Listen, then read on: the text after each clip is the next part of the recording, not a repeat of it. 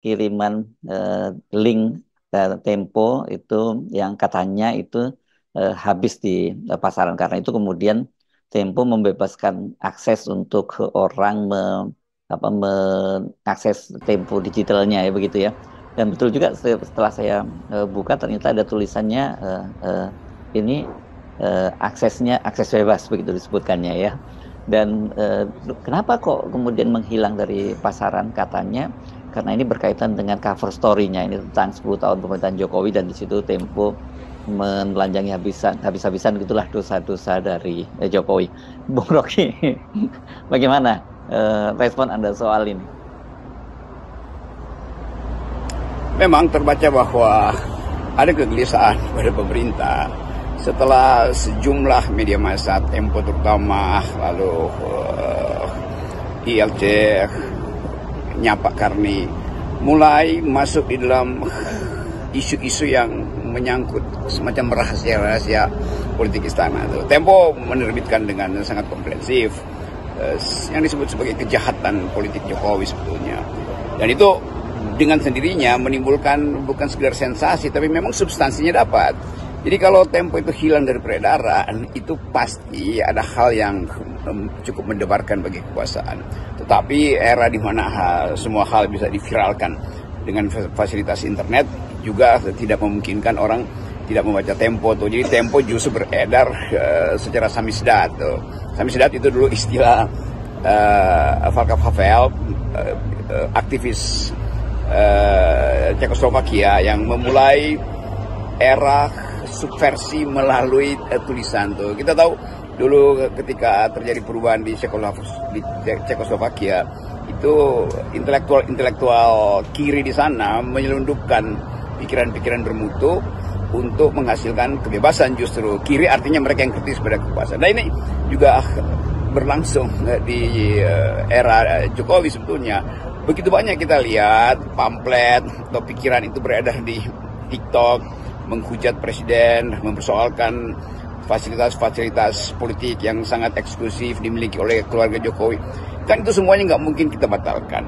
Kita mulai melihat bahwa kesadaran kelas menengah Jakarta terutama untuk mengikuti semua talk show yang sifatnya politik. Anak-anak muda sekarang berpolitik melalui sosial media. Jadi bagi mereka hidup di era demokrasi tidak boleh ditutupi lagi itu. Nah, Tempo memelopori ide untuk membocor haluskan apa yang sebetulnya bisa dibocor besarkan. Tetapi demi keadilan publik kita nggak boleh menganggap Tempo itu kurang ajar. Nggak, Tempo mengucapkan sesuatu yang kadang-kadang dalam versi satire. Tapi sekali lagi versi itu kan dimungkinkan karena pengetahuan masyarakat menengah Jakarta itu sudah tumbuh. Jadi tumbuhnya keinginan untuk mendapatkan informasi membuat Tempo itu meledak di pasar, lalu mungkin ada yang tersinggung, lalu mulai membeli dan membatalkan hak publik untuk memperoleh informasi. Nah ini menarik ini Bung Rocky ya. Siapa sih dugaan Anda yang memborong majalah Tempo ini? Apakah aparatnya Jokowi supaya ini tidak beredar di pasaran atau bahkan juga malah lawan politiknya begitu ya? Dan kira-kira apa motifnya mereka ini ingin membungkam atau justru malah menyebarkan? Oke, tapi kalau kita baca masalah Tempo ini, peristiwa hilangnya edisi Tempo itu juga bisa kita tafsirkan sebagai upaya dari satu pihak atau mungkin sekali PDIP yang merasa berkepentingan dengan edisi itu lalu memborong. Bukan untuk mematikan informasi, tapi justru untuk menyebarkan informasi itu pada kader-kader mereka di luar Jakarta terutama. Jadi sebetulnya itu majalah itu pasti diborong juga untuk kepentingan persaingan politik. Itu bagus betul. PDIP tentu merasa terwakili oleh pikiran-pikiran atau edisi Tempo itu karena PDIP tetap ada di dalam posisi berseberangan dengan kekuasaan. Jadi biasa saja kalau kita lihat bahwa itu hilang, namun harus dicatat apakah itu dibeli oleh lawan politik PDIP atau justru oleh PDIP yang memborong edisi itu untuk jadi bahan pikiran, bahan diskusi kader di daerah. Bagus betul kalau PDI memborong majalah Tempo justru untuk kaderisasi bagaimana berpolitik melalui narasi yang kritis. Tapi itu kan tetap narasi itu. Tempo tidak melakukan kekerasan, Tempo bahkan tidak melakukan kekerasan verbal. Karena isinya kan satire, isinya ada pengungkapan hal-hal yang tadinya disembunyikan. Jadi keadaan semacam ini memungkinkan kita pergi lagi pada pikiran-pikiran baru bahwa masyarakat Indonesia sudah cerdas, karena itu mereka cari informasi yang memang bermutu tuh. Sementara informasi yang disebarkan oleh pihak Presiden Jokowi itu hoax semua tuh kan, soal IKN lah, soal pertumbuhan ekonomi. Jadi tidak ada lagi yang percaya informasi dari istana. Oleh karena itu Tempo memberi informasi alternatif, demikian juga ke media-media kritis lainnya. Jadi biasakan saja untuk melihat dunia politik baru Indonesia dari kacamata atau dari perspektif kritisisme masyarakat tuh. Itu yang bisa membuat kita berdamai dengan masa lalu, tapi kemudian merencanakan masa depan. Tetap Pak Jokowi adalah masa lalu, jadi dibuka sekarang atau dibuka nanti itu sama aja tuh. Jadi soal-soal yang menyangkut kejahatan politik Presiden Jokowi, saya sebut kejahatan politik ya, karena menyangkut penyelundupan kepentingan melalui fasilitas politik, menyangkut manipulasi regulasi, soal-soal yang menghidupkan harapan, soal buruh segala macam itu, atau bahkan yang lebih drastis adalah menyelundupkan kepentingan politik melalui Mahkamah Konstitusi. Jadi itu dalil yang mesti kita baca secara hati-hati. Dan kemampuan kita membaca hati-hati itu hanya dimungkinkan kalau informasinya dibuka. Jadi ini adalah pertandingan informasi. Tapi orang kemudian mengkaitkan hilangnya Tempo dari pasaran ini karena diduga ini mainannya dari rezim kekuasaan, karena sebelumnya itu kan ada juga teror terhadap host Bocor Halus ini, Hussein Abri Dongoran, yang dia diteror, mobilnya dipecahkan kacanya begitu. Orang akan mulai melihat masalah Tempo ini dihubungkan dengan peristiwa-peristiwa lain, misalnya perusakan mobil salah seorang jurnalis yang menuntun pembicaraan di Bocor Halus. Memang saya ada di situ, saya bicara panjang lebar di situ dan jadi sangat viral. Tapi sekali lagi, ancaman-ancaman semacam itu, disengaja atau tidak sengaja, itu menunjukkan bahwa ada yang terganggu. Dan kita tidak mungkin menutup kenikmatan kelas menengah, yaitu internet, untuk mengetahui isu-isu ini. Sama seperti di Bangladesh. Bangladesh dimulai oleh kekerasan pemerintah dan berupaya untuk menutup informasi itu dengan membatalkan internet. Padahal internet itu adalah konsumsi kelas menengah di Bangladesh atau di kota-kota besar. Jadi jangan sekali-sekali merusak jalur pikiran yang disediakan oleh peradaban, yaitu internet. Jadi marahlah, semua orang di Bangladesh marah karena pemerintah curang itu, mau bertanding argumen nggak mampu, bahkan menutup kanal. Itu juga yang mesti kita bayangkan, bahwa isu-isu yang tumbuh hari-hari ini juga terkait dengan soal pilkada di beberapa daerah yang hendak dikendalikan oleh Presiden Jokowi, lalu mulai ada percakapan di internet, lalu mereka yang mungkin sangat kritis di internet mulai dianiaya, diancam segala macam. Itu sesuatu yang tidak fair dalam pertandingan politik. Kita mesti membiasakan bahwa kuping politik itu mesti lebih tebal dari daun pintu istana, supaya istana jangan sampai merasa kepanasan karena mendengarkan kritik-kritik. Jadi tutup kuping aja. Kalau istana tidak mampu untuk mengolah informasi, dia tutup kuping, tapi jangan tutup kuping rakyat. Nah, kuping rakyat ini adalah hak warga negara, hak untuk memperoleh informasi yang terjamin kualitasnya, terjamin sumbernya itu. Nah, majalah Tempo dengan selalu mengucapkan bahwa kami menjaminkan ini pada rasionalitas publik. Jadi apa yang didalilkan atau dibicarakan di Bocor Halus itu pasti bisa diurai lebih lanjut lagi dalam percakapan netizen. Kan netizen bisa kulik-kulik lagi tuh informasi yang bukan disebarkan, diulas di Bocor Halus itu adalah informasi untuk memungkinkan percakapan lanjut di masyarakat pada rakyat sebetulnya kan. Jadi justru Tempo membuka saluran informasi dan memperluas isu-isu itu supaya rakyat itu melek politik. Jadi itu aja, jadi sangat simpel bahwa Tempo tidak membocor haluskan sesuatu, tetapi membuat apa yang bocor itu tiba pada rakyat untuk dibahas secara bermutu. Jadi rakyatlah yang menentukan ini bocor halus apa bocor beneran tuh. Kira-kira itu poinnya. Kalau ini kaitannya dengan bocor halus dan juga laporan utama atau cover story-nya ini, saya kira Anda ini Bung Rocky kan punya andil ya. Anda beberapa waktu yang lalu kan diwawancari juga tuh cukup panjang di bocor halus dan cerita juga tentang dosa-dosa, daftar dosa dari Jokowi gitu ya.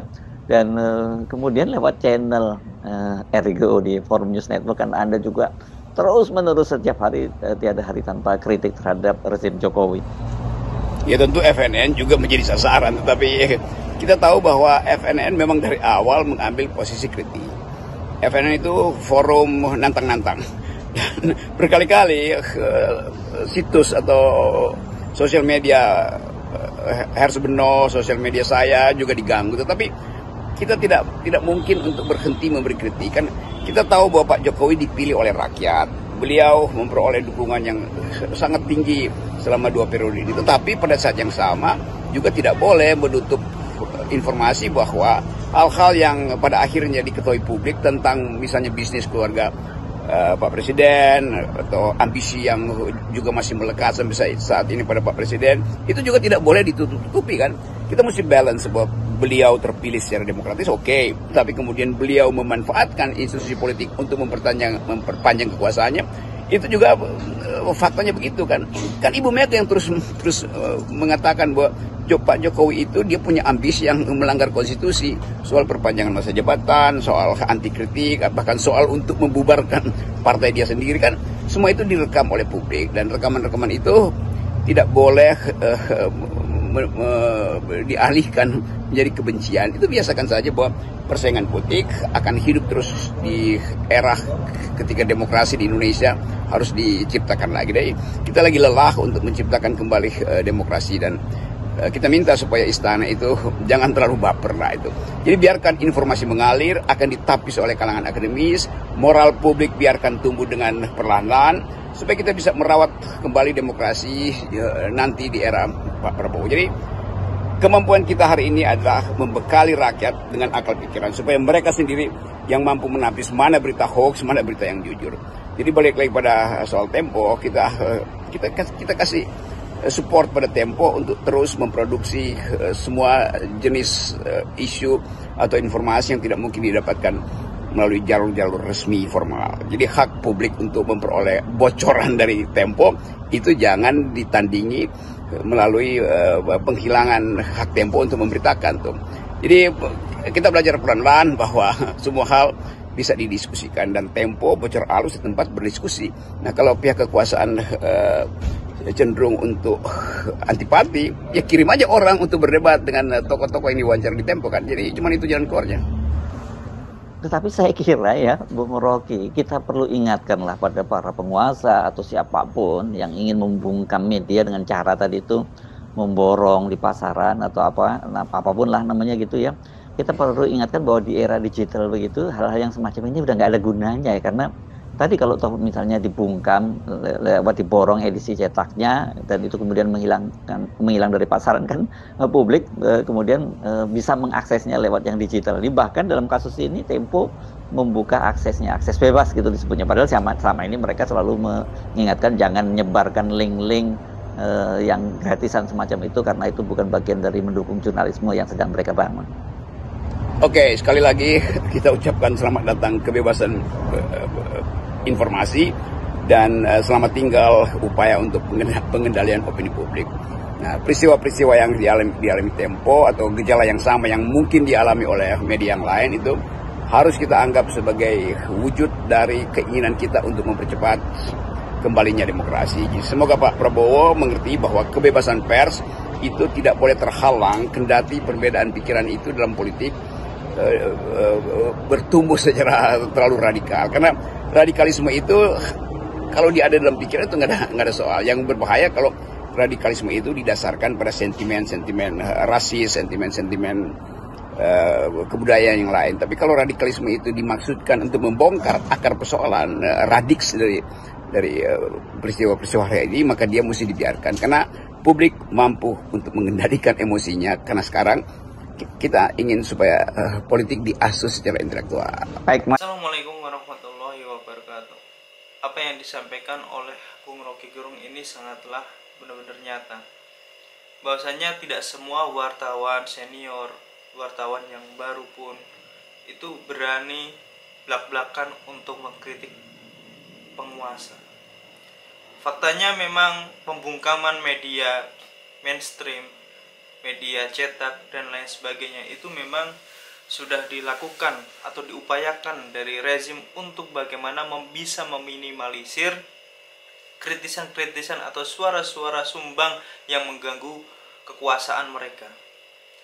Tidak menutup kemungkinan bahwa semua yang diceritakan dari Bung Hersubeno Arif dan Rocky Gerung itu, bahwa adanya teror sampai dipecahkan kaca mobil milik wartawan Tempo bocor halus ini, membuat para wartawan ini terasa siap tidak untuk menerima konsekuensi.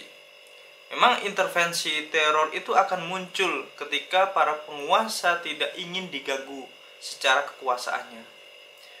Memang beredarnya berita yang berkaitan dengan beberapa tempat atau lokasi majalah Tempo itu sudah hilang di kalangan para pedagang dan lain sebagainya. Ini membuat suara-suara kritikan untuk Jokowi ini melemah, dan itu akan membuat kekuasaan Jokowi ingin melakukan regulasi dengan berbagai macam untuk melanjutkan kekuasaannya, untuk melanggengkan kekuasaannya dengan menaruh para dinastinya, keluarga, saudara, ipar, paman dan lain sebagainya yang akan terlibat untuk memuluskan kekuasaan dinasti rezim saat ini.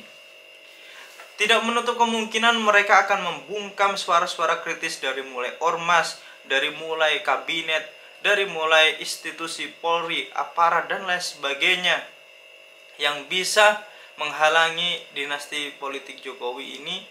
Satu persatu akan mereka bersihkan dengan cara mutasi di tempat yang lain, bahkan intervensi, tekanan dari dalam, dan persekusi yang dilakukan tidak segan-segan diberikan pada mereka yang tidak mau mengikuti aturan. Oligarki di balik itu semua.